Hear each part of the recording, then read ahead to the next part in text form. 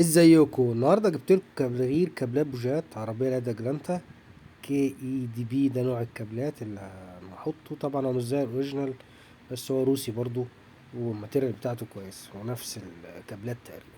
اول حاجه بتحط الكابلات كده جنب بعضيها، وتروح ظابط مقاساتها، الاطول في الاقصر في الاقصر. بعد كده نفك كده البوجيه بالراحه، الكابل عفوا. وخلي بالك لازم تلفه كده كام لفه، لان بيبقى الكابل نفسه بيبقى مصدي مثلا، او بقاله فتره ما فكش، فبيبقى قافش كده. بتلفه كده وترجع تنتشه بالراحه، تلاقيه طلع معاك. تمام. شلنا اول كابل. طبعا لو في شويه تراب ولا حاجه هتنضف عشان ما يبقاش فيه وساخه، وتروح حاطط اول كابل. واول كابل بيبقى اطول كابل. طبعا ده اول كابل على الشمال.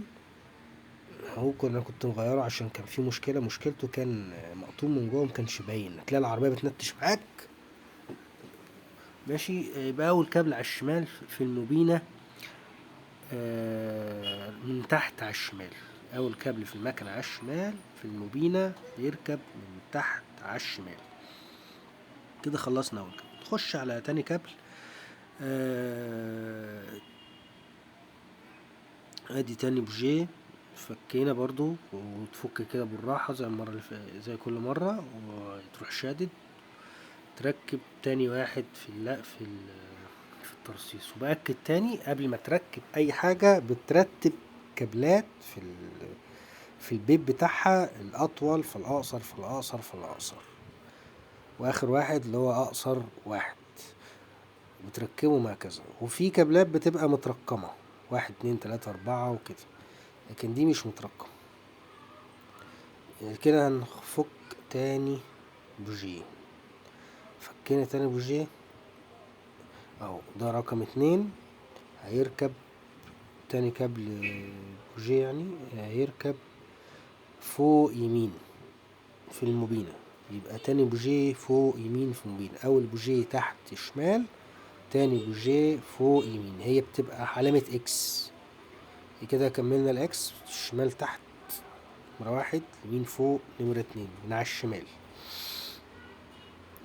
تمام. ننضف كويس مكان الموبينة عشان بيبقى فيه تراب، والكاوتش بتاع الكابل بيعشق في الحتة اللي هي بتاعت الموبينة دي. بص، واهم حاجة تسمع صوت التكة وانت بتركب. تسمع صوت التكة كده، ده الامان ان الكابل ركب مظبوط في السن بتاعه. تمام. نيجي بقى لتالت بوجيه، نفكه برضو بالراحة كده. تروح لفه كام لفة، وتروح شايل. وخلي بالك عشان البوجيهات دي بتقطم. الكابلات دي عفوا بتقطم. هي بطبيعتها من جوه مش سلك، تبقى حاجة زي الفايبر كده، ماتيريال معين، فهي بتبقى ضعيفة. لو قرصت عليها جامد هتلاقيها قطمت معاك. الكابلات دي ماشي بيها حوالي 200 ألف كيلو. تمام. هنفك تالت بوجيه ونعمله. انا كاتب فوق مكان تالت بوجيه فين في الموبينة. بعد كده نفك رابع بوجيه اللي هو اخر واحد. طبعا اخر واحد في الماكينة بيبقى في الموبينة العلوي يسار. تمام. وده اللي كان راكب. هتلاقي الارقام على الكابلات، اسمها اس لون، اس ال او ان. ده البراند بتاع الستاندرد بتاع العربية. تمام. وادي رابع بوجيه. هتلاقي البوجيه بصوا عليه من بره كده حاجة زي لسعة كده. كان في مرة كنت بعمل حاجة ولسع مني من فوق. ونصيحة يعني مفروض تغيروا البوجيهات مع كابلات عشان الأداء يظبط معاك. وادي صوت التكة.